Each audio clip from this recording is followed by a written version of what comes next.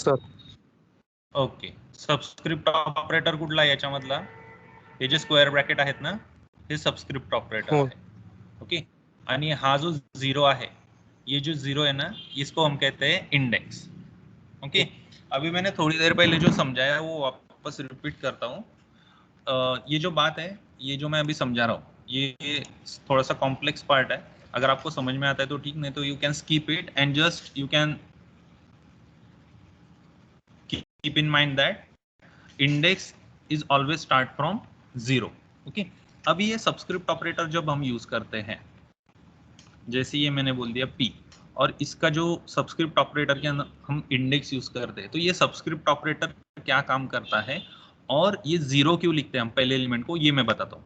जैसे मैंने थोड़ी देर पहले बोला कि ये जो मेमोरी लोकेशन है, जैसे ये P एक सिंगल वेरिएबल अगर मैंने डिक्लेयर किया int Q, तो ये Q यहाँ पे स्टोर हो गया सपोज, और इसका एड्रेस था 101. Okay fine. यहाँ तक कुछ problem? Amey, you can answer me. No sir. कुछ प्रॉब्लम नहीं है यहाँ तक? No sir. ओके. ये जो Q है, ये मेमोरी में किस लोकेशन से पहचाना जाएगा? 1001. Okay. Yes sir. Okay. Please give me answer. Amey. Now यहाँ पे क्या होगा वो हम देखते हैं. अगर मैं यहाँ जीरो, सबस्क्रिप्ट ऑपरेटर का काम क्या होता है, जो भी वेरिएबल का एड्रेस है, बेस एड्रेस, जैसे अभी ये जो Q है ना, इसको मैं Q कर देता हूँ. ओके. फॉर एग्जांपल ये हमने लिया है यहाँ पे Q. सबस्क्रिप्ट ऑपरेटर का काम क्या होता है, ये जो भी Q है इसका बेस एड्रेस है. ये सबस्क्रिप्ट ऑपरेटर क्या करता है, उसके अंदर जो भी इंडेक्स हमने लिखा है वो इसके साथ ऐड करता है. यानी ये क्या हो गया, 1001 प्लस 1. ओके. तो ये 1002. अगर जीरो है, यानी अभी मैंने Q, तो ये कहां पे रेफर करेगा, इसी को रेफर करेगा. ओके.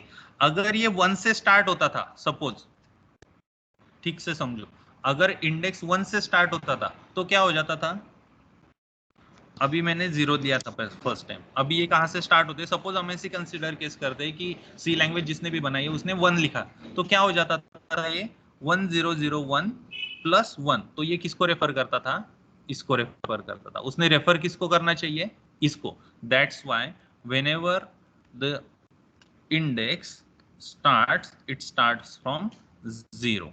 ओके. वापस एक बार रिपीट करता हूं, ठीक से समझो इस बात को. इट इज इंपॉर्टेंट पार्ट, लेकिन थोड़ा कॉम्प्लेक्स है. ये हमारा मेमोरी लोकेशन है. ओके. इस मेमोरी लोकेशन में मैंने ऐसे बोला है int p equal to 30. Okay. यहाँ पे मेरा p वेरिएबल के लिए ये जगह अलोकेट हो गई. फाइन. यहाँ पे कितनी वैल्यू आएगी, 30. ओके. इसका मेमोरी लोकेशन है 1002.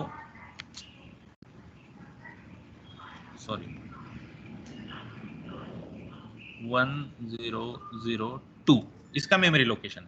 तो P का मेमोरी लोकेशन किससे रेफर होगा, 1002. ओके.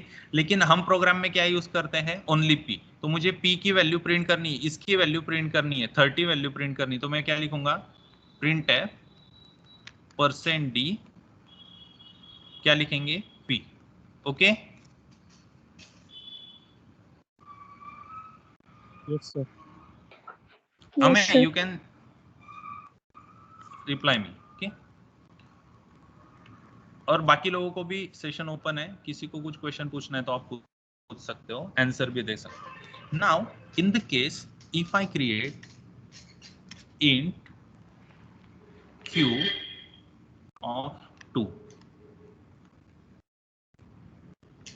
50, 60, मैंने जैसे थोड़ी देर पहले बोला, ये जो भी एरे क्रिएट होगा ना, ये क्रिएट होगा सपोज यहां से शुरू होगा, लेकिन ये लेगा कंटिन्यूअस लोकेशन.